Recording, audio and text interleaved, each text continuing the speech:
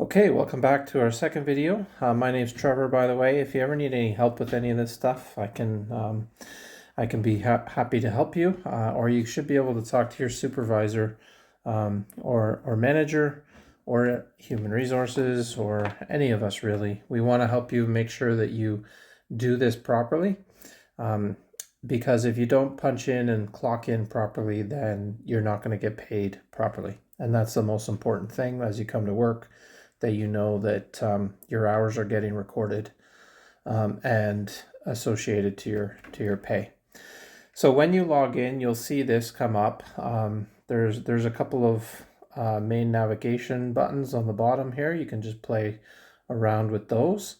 The one that you're going to want to go to first is time, and you're going to want to check the clock in button.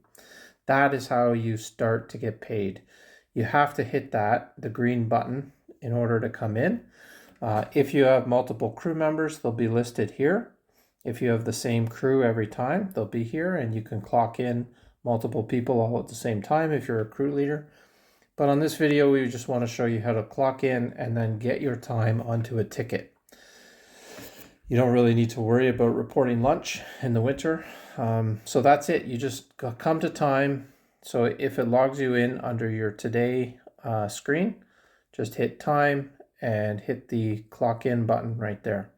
Then you want to leave this screen alone and move on to your routes. In your route, or your today tab, you're going to see the route assigned to you.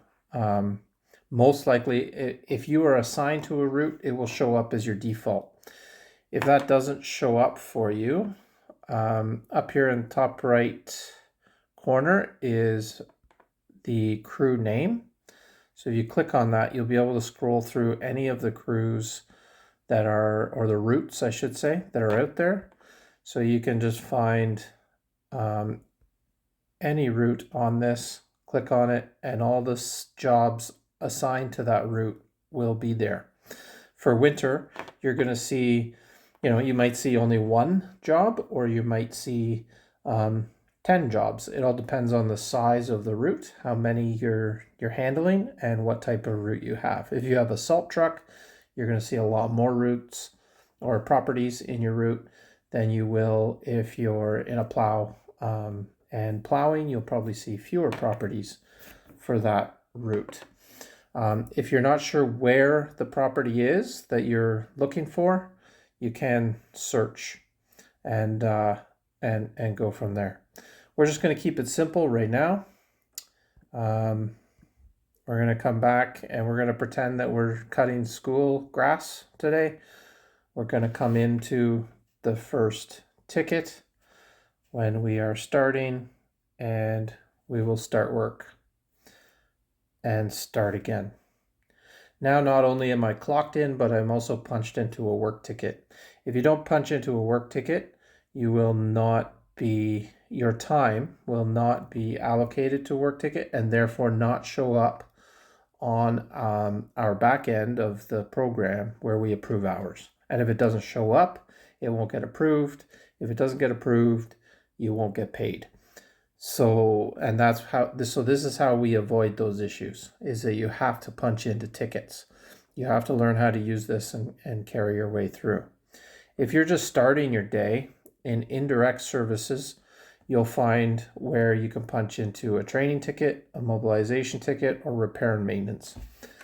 So mobilization is going to be something that you can use at the beginning and end of your shifts, to clock those 20 minutes that you're warming up your machine, or at the end of the shift if you're fueling your machine, you punch into mobilization. All other time should be associated to tickets, without travel time. So let's pretend now that I've done my job at Crystal Bay and I want to travel to the next site. I'll click back into it, push stop work, stop. Okay, I will not complete the ticket in this case. In the winter, I don't complete tickets. I leave that up to dispatch or my supervisors.